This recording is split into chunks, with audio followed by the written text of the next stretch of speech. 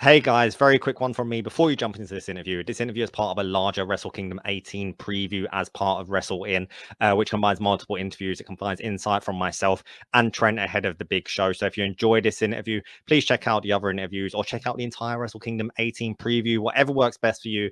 I wanted to make this as easily accessible for you so you can cherry pick what you want. Enjoy this interview and enjoy Wrestle Kingdom. And thank you for checking out Wrestle In.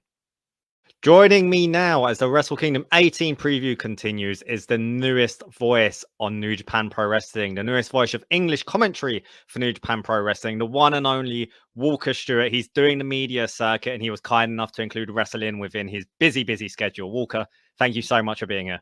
Yeah, absolutely. I love the folks at Wrestle In. Kieran, you've always been very kind, and I'm happy to be here. So we're talking Wrestle Kingdom 18. We're talking some other things as well, and I can't wait to get into all of it. We are talking Wrestle Kingdom 18, but before you can get to Wrestle Kingdom 18, you've got to take the road to Wrestle Kingdom 18. And the Sure. road to Wrestle Kingdom 18, it goes through Korakuen Hall. You got to call your first shows in person at Korakuen Hall recently. And goddamn, your first ever main event, Korakuen Hall, was that incredible Never Openweight 6-man tag team championship match. Okada, Tanahashi, and Ishii taking on United Empires, Jeff Cobb, Hanare, and Great Okan. I'm watching from home. I'm losing my mind. Korakuen was doing what only they can do best, elevating that match to a whole nother level. They were molten hot, absolutely red hot. What was that first Korakuen experience like for you? That must have been dreamland. Working for New Japan Pro Wrestling and being a follower of the product now, along with that work, has unlocked something with tag team and wrestling for me that I never truly had. Not that I never had an appreciation or a love for it, but it came in a different form. I was big on Ricky Morton, Robert Gibson, Rock and Roll Express, and this 80s territory style tag team wrestling that I was much more in love with. But man, that 6-man tag team championship match, 6-mans, 8-mans, whatever tag team combination you'll find in New Japan Pro Wrestling, it's always a great time. And you'll see some of them are formulaic yet always different, and it's so incredible to see. That 6-man, I think, did a lot of great things for every single person in it, but you cannot talk about that 6-man, that incredible main event, without talking about the entire last third of it with Hanare, right? Yes. Hanare really showcased something that we've always known has been inside him. We've seen glimpses of it, whether it was previous matches for KOPW, whether it was the strong openweight championship match he had with Eddie Kingston at Fighting Spirit Unleashed in Las Vegas on October 28th.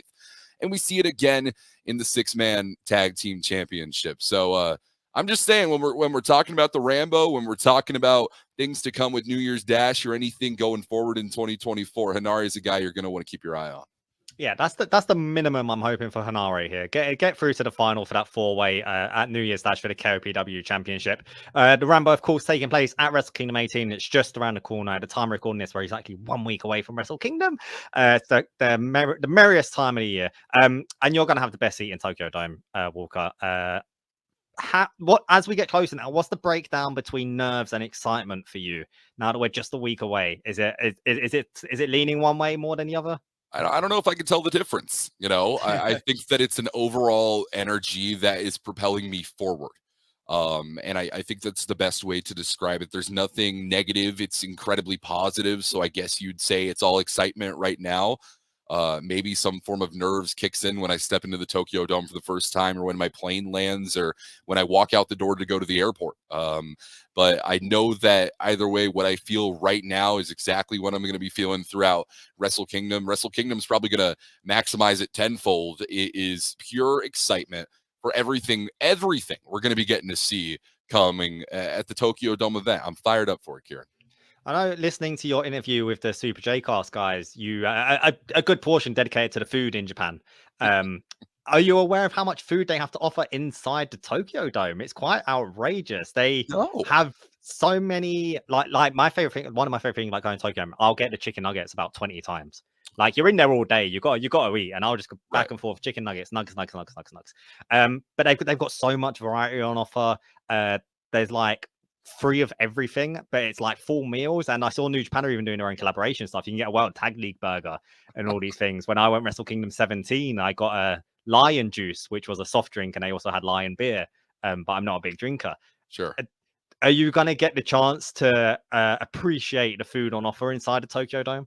Man, that's a great question. I'm not sure what the schedule or what the lay of the land's really going to be like for me with it being my first time, and I'm probably going to want to take things a little reserved. But I might be offended if there's no lion juice for me, the soft drink, of course, not the alcohol, at the broadcast booth. Is all I'm saying. So I had no idea that's a thing. That's awesome. That's great. Yeah, I saw. I definitely want a Tag League burger. I can't remember what else they've gone. A bizarre choice for a burger for Wrestle Kingdom, but I wouldn't turn my nose up at a New Japan burger. But yeah, like culture shock always comes up when people talk about going to Japan. Personally, my first experience, it was more like culture delight. Like I was like, oh my god, this is amazing. Like it's everything that I wanted it to be, and so much more. But what have been some of your favorite things so far to discover and learn about Japan? What have been more of the this is awesome rather than that's different or strange or takes getting used to? The stuff you've just instantly fallen in love with. I've fallen in love with the people. The people in Japan. I come from a small town in Oklahoma in the United States, and for anyone that doesn't know, small towns can be kind of hit or miss. I love the small town that I live in. I love the college that I attend. I love everything about where I live. But when you go to a foreign country, which Japan was the first time I'd ever been outside of the United States, going for my first tour. So there was that nerve on top of going and making my debut on mainland soil for New Japan Pro Wrestling. When you go to a country that you've never been to before, there is a worry of, I hope that people like me. I hope I don't do something culturally inappropriate. I hope all these fears that might go through your mind. And everyone has been so kind to me, whether it's been people on the roster, the Japanese boys have been incredibly kind, members of the New Japan World Team and staff have been incredibly kind. Even just people, I'm checking out at the Family Mart in Tokyo, right outside the hotel. And I can't speak, at the time, at least when I went my first time, I couldn't speak a lick of Japanese whatsoever to say, hello, goodbye, thank you, whatever. And everyone's just super kind, super accommodating. So that's something that I've absolutely loved. You heard me talk about the food on the Super J Cast, but I've been loving comparing American food with the Japanese rendition of American food. And I've liked the Japanese food much more, which is kind of fun to say. I've just had cool experiences. It's being able to walk down the street and go, we don't have that in the United States. And I'm not someone who looks at that as a negative thing. I get giddy. I get like a feeling of glee where I'm like, oh, this is an experience that I never would have had in the US. I get to have it here. It fires me up. And that's one of the things that, it's one of the perks of the job. I get to call incredible professional wrestling for the best pro wrestling company in the world. And I also get to experience the life of living in Japan, on a short-term basis. So I enjoy it a lot. The absolute dream. And you've not been shy about sharing your experiences online either, like when you first got the job, how you're still learning about New Japan and Japanese wrestling. You ask fans for recommendations, you ask, can they clear up confusion on some historical aspects? And one thing that quickly becomes apparent through all that is your dedication. You're clearly putting in huge amounts of time, like researching, learning, making notes. You do the Twitch streams where you'll watch matches with people and you can all just have a good time and chat along. It's a very welcoming and wholesome space. But since you've got New Japan gig, how many hours of New Japan or just Japanese wrestling in general on average would you say you're watching in a day? Oh man, in a day, that's hard to say because I'll go like days without watching something and then watch stuff for like 8 hours straight.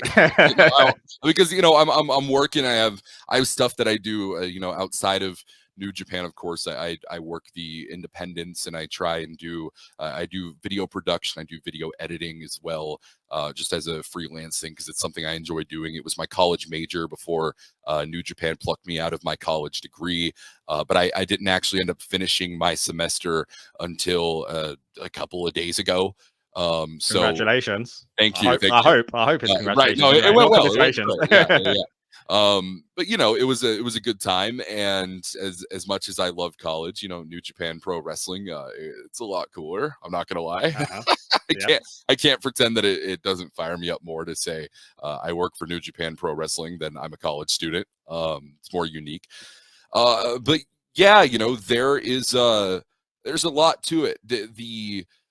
the Japanese wrestling style is something that I've had to grow accustomed to, because anyone who watches Japanese wrestling and Western or American wrestling, WWE, even parts of AEW included, it's very different.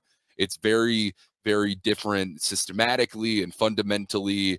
And there's different points of suspension of disbelief, if that makes sense. And yeah, just different structure to things. I talked about, the structure with tag team wrestling being different, and why, I might not love a current WWE tag match for whatever reason, and that's not to trash on WWE whatsoever. But I love, what I see with 2-on-2, 3-on-3, whatever, whatever in New Japan Pro Wrestling. So that has come from watching those hours and hours of content. But yeah, I will go and watch uh I will watch an unhealthy amount at one time and then not watch for a minute, So that's the best answer I can give you there.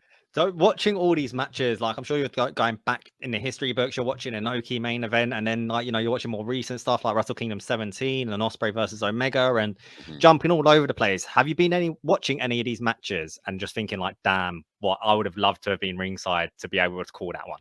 Right. Yeah, there have been a lot of them, a lot of recent ones and a lot of older ones. I even look at, I know there was English commentary for them, but the Okada Omega trilogy, everyone talks about those. Those were actually the first New Japan matches I ever watched in my entire life. And so, I would have loved to be ringside for those. But the beautiful thing about technology, Kieran, is that there is potential that there have been talks of dubbing over old Japanese wrestling archives with English commentary. I know that it's been done in the past. So the hopes of calling an Antonio Inoki match, while I might not have been around in the 80s or 90s to do it,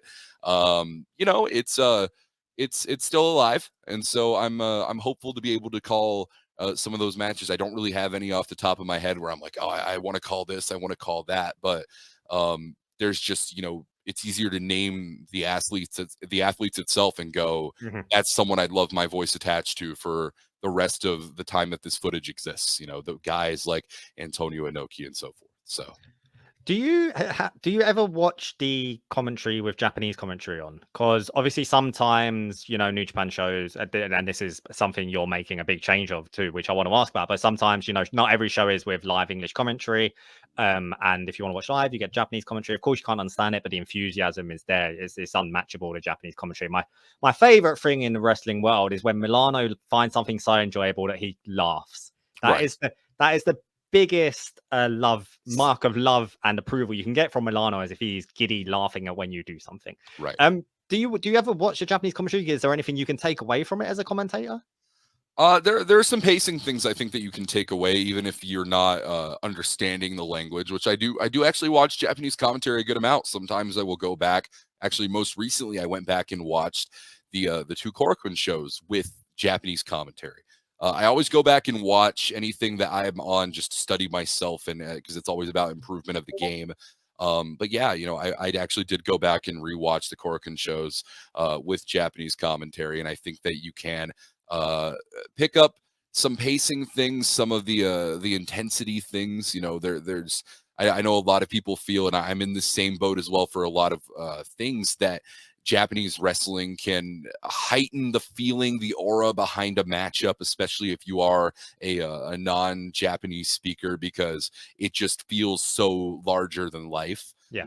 And I definitely think that Milano, and anyone who shares a booth with Milano, does an incredible job in that role. But yeah, I think there's a lot of things to take away from Japanese commentary. And then of course, my predecessor and Kevin Kelly took a good amount from the Japanese style, the Destino call that people like to talk about, and different things like that. So I think it's only a matter of time before certain things like that start to sneak into the work that I do, and I find more influence there. And I'm definitely watching for it. You've also, like I said, you're very public online, sharing about how you're growing and adapting with the product, and you've really ingrained yourself into the fan base by proxy. Like, you're very responsive to people if they've got questions or just having a general chat about wrestling. You're really open. Like, I'm sure most New Japan fans, including myself, a few months ago, we didn't know who Walker Stewart was, and now this is the man that's leading in charge for New Japan as part of this new generation of young lions as well. It's kind of like very great timing. But I feel like we've gotten to know you very quickly through your online presence. You're doing this media circuit as well. Was it by design to like open yourself up and be as public as possible, or has it just happened organically as you've grown more and more into the New Japan fan base? I think it's half and half. From people that I very heavily trust and rely on that have been mentors to me. I did receive some advice both ways. Actually, I had some people telling me, "You don't want these people knowing anything about you," and I had some people telling me, "Hey, you need to." Be very open and honest about everything. And I always feel that honesty is the best policy. And so that's why I didn't come into this role claiming that I knew everything there is to know about everything. In fact, I said the exact opposite. I actually kind of undersold the amount that I knew. And maybe part of that was a fear of people calling me out on, well, what do you really know? But, I think that there is an aspect of vulnerability that sure it can ingrain you with people, but it is a reality of this life, whether it's me talking about the life on the road. It's never complaining, it's just giving an open view into what this new role has brought me, for any of the positive or for any of the negative. And trust me, there's a lot more of the positive than the negative for what this role has brought me in my life. But yeah, I definitely did want to be, as one of the few English voices, I feel that there is a necessity for me to have that social media presence, for me to be open and honest with fans. I did not expect coming into the role that I would be playing as almost English customer service in a sense for some things. And we laugh at that and it is funny, but like I received it and I was like, wow, I didn't know this was part of the job, but I love it because it is a one-way ticket for me to not only help anyone with anything that they need, any questions that they have. I'll get messages in my DMs that I was just responding to a little bit before coming on, with people asking me about, stuff like statistical analysis for main events. And I know some people wouldn't be willing to have those one-on-one conversations, but I think it's important we earn all of the fans that we do in New Japan Pro Wrestling, in entertainment in general, if you want to speak even broader, with those one-on-one interactions, with those connections. And it's part of the reason why I felt doing the media circuit is such an important thing. It's part of the reason that I've been very open on social media and my DMs are open to anyone who hits them, all of the good and all of the bad. But luckily, there's been a lot more good than anything. So, yeah, I think that sums it up pretty well. I think recently though something did come to light about how your way of getting into the getting the job offer. You may not have passed one of the tests according to another wrestler at least. A certain filthy Tom Lawlor saying that you should have got one-on-one with him, and then the winner of that should have been the new commentator. How did what happened there? Did you not get the memo? Did you miss the flight? Well, what ends up happening is I don't know if Tom reached directly out to Kevin Kelly or anyone in the office, but no one from the office nor Kevin Kelly reached out to me about this.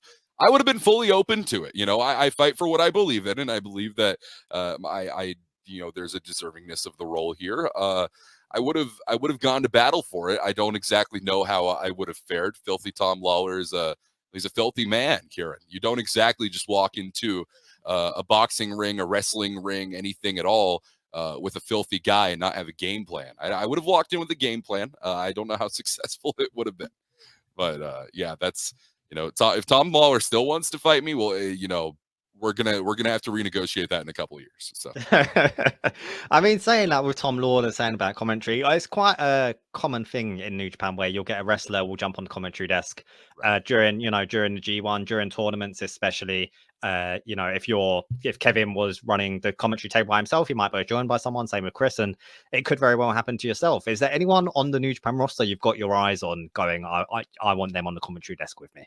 absolutely, and I've been very vocal about it with New Japan staff. One of those people being Robbie Eagles. I think that Robbie Eagles He was hopped on fantastic. to commentary for Power Struggle and did very, very well. He gave an analysis that Chris Charlton, as much as I love Chris and he's an incredible historian, he gave an analysis that I don't believe Chris could give as efficiently as a non in-ring talent. Just the way that I could not give that same analysis. Robbie Eagles with that technical description of different things. Well, he moved the arm here, and that's why this has more of an impact. Look at the torque here, different aspects. It reminded me a lot of, and I'm a big fan of this guy, so this is 100% a compliment on my end, but reminded me a little bit of Matt Stryker, where Matt Stryker, he's a voice that I grew up on in WWE. 21 years old right now, so you can imagine what era of professional wrestling I grew up on the mainstream in the United States. But Matt Stryker would have those very descriptive lines in his commentary as a former wrestler himself about why things hurt, why things feel the way they do, how people need to go about counteracting different moves. And Robbie Eagles, I felt a lot of that in him. So anytime I can get Eagles in the booth, I would love to. I've heard bits of Shane Haste English commentary. That one, not so not so much analysis when it comes to Shane Haste. Sure, yeah, Shane Haste. It's I wouldn't call it analysis, but I think that I work very well with people that have incredibly large personalities. It's hard to find larger personalities on the New Japan roster outside of Shane Haste. God only knows what an English commentary booth with Gabe Kidd would be like. I don't know if I can get a word in on him. Yeah, I think it would just be constant bleeps with Gabe Kidd on commentary. Yeah. Maybe we should kibosh that idea. But yeah, I'd love to get Zack Sabre Jr. in the booth if at all possible. If you've heard throughout the post production that's been done on World Tag League, anytime a Japanese wrestler gets on the Japanese commentary booth, I always say I want them on the English side as well. So if we end up getting Yano in an English booth, we're gonna. I can't promise you it'll be analytical, but it'll be a moment that people will remember. I can only imagine positive things coming from Yano on an English commentary booth, shilling his DVDs and his QR codes and how many steps it is to get to Iribatas in Tokyo Dome City. A few more questions for you, Walker, before I let you go. So, you've been open about wanting to do literally every show for New Japan. Like, if it was your choice, you would have been doing World Tag League. You would have been there at the desk. You want to be ringside. You want to provide live English commentary. How are we looking for 2024? How often can we expect to see you at ringside in Japan providing live English commentary, do you think? The talk right now internally is live English coverage anytime there is live Japanese coverage on a show. So complete equality, 1-to-1, English live, Japanese live. Now, that is easier said than done, of course. There are scheduling things that sometimes just do not allow for it. There are different reasons why it hasn't happened in the past. I can guarantee one thing, though. I'm open for it. I want to do it. I've made it very apparent to New Japan Pro Wrestling. New Japan Pro Wrestling has said that they've wanted me there for as much as I can possibly be there for as well. And that was part of the deal with the role as to why Kevin Kelly put me forward for this position. Kevin saying he wants to spend more time at home with his family and with his wife after so many years of being on the road and with the international work. And I don't think anyone can blame Kevin for wanting to be at home with the family. And one of the benefits for me at 21 years of age, I'm not married. I don't have a mortgage. And while those things may be in future plans, I can dedicate the time that Kevin couldn't rightfully take away from his family and from his wife and kids to end up, calling shows on the, night 57 on the road to whatever for whatever, So I expect me on everything live for English coverage. I think there's some exciting things to come with English commentary in New Japan Pro Wrestling as well. I can confirm for a fact that we will be seeing Gino Gambino or pieces of 2024 as well, as much as Gino's schedule allows. He currently works in law enforcement, so there's only so much time that he's going to be able to dedicate, but whatever time we can get Gino in, I've heard he's quite the character. I've heard Gino on broadcasts in the past, so to say, I just said I work really well with those with big personalities, so it's gonna be a hell of a booth with Gino and I in 2024 as well. Delighted to hear that. Yeah, absolutely love Gino. He had so much to the booth, especially when he just comes in for those random one-offs, like he did at Wrestle Kingdom 17 this in 2023. To go back to wrap it all up, going back to Wrestle Kingdom 18, does the fan Walker Stewart and the commentator Walker Stewart, do they have different matches they're looking forward to at Wrestle Kingdom 18?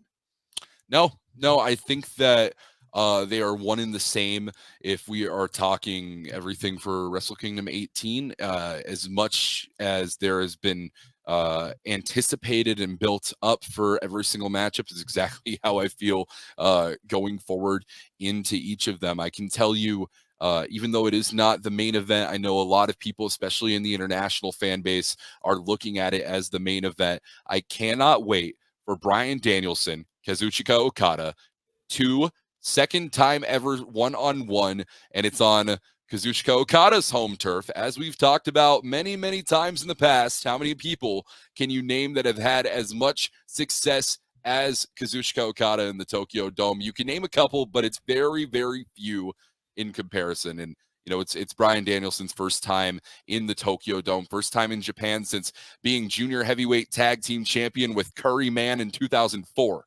So the stakes have raised for the American Dragon going in to 2023 or into 2024. He said that it's his last year, so to speak, of in-ring active full-time competition. Okada's taken away months from that year already.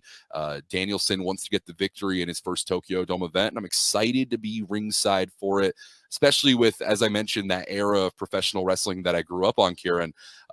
Bryan Danielson and his work in WWE, his matches and everything about him, he was one of my first real favorite professional wrestlers. So again, you want to talk about wrestling fandom and a professional overlap. There's no more matchup to look forward to than Danielson and Okada, except the main event, which I know there has been a lot of controversy discussing the promotional tactics of one IWGP World Heavyweight Champion, Sonata. But all of those aside, and that's something we could definitely talk about if you wanted to get into it. But that matchup on paper, with the history, the 18 years of side by side, a very interesting career if you line them up between Tetsuya Naito and Sonata. And, both of these men want the World Heavyweight Championship. That championship represents different things. For Tetsuya Naito, it's finally the completion of that roll call that he never got to have. And for Sonata, it might be the respect of the fans. It might be getting things done his own way. It might be getting one over on someone that, he felt slighted him when leading Los Ingobernables de Japón. The fact is, we don't know what Sonata's feeling going in because he hasn't talked about it. But all that being said, I'm fired up for everything coming up at Wrestle Kingdom, and I hope everyone else is. I think that this is a super stacked card. I'm really excited for what's coming in 2024. One final question for you, Walker, because Wrestle Kingdom, we're all excited for Wrestle Kingdom, but there's a show the day after New Year's Dash, the Raw after WrestleMania. It's been likened to. We've seen Suzuki-gun return from exile. We've seen Kenny Omega kick AJ Styles out of Bullet Club. We saw Kenny Omega team up with Kazuchika Okada at the New Year's Dash after Wrestle Kingdom 17, which nobody would have ever saw coming. I'm gonna put you on the spot here. What is your one big thing that you think could happen at New Year's Dash in 2024? Ooh, that's none of that card is announced until Wrestle Kingdom's over. So obviously it's a hard thing to call, but we do know for a fact we'll be seeing the KOPW 4-way as we saw last year.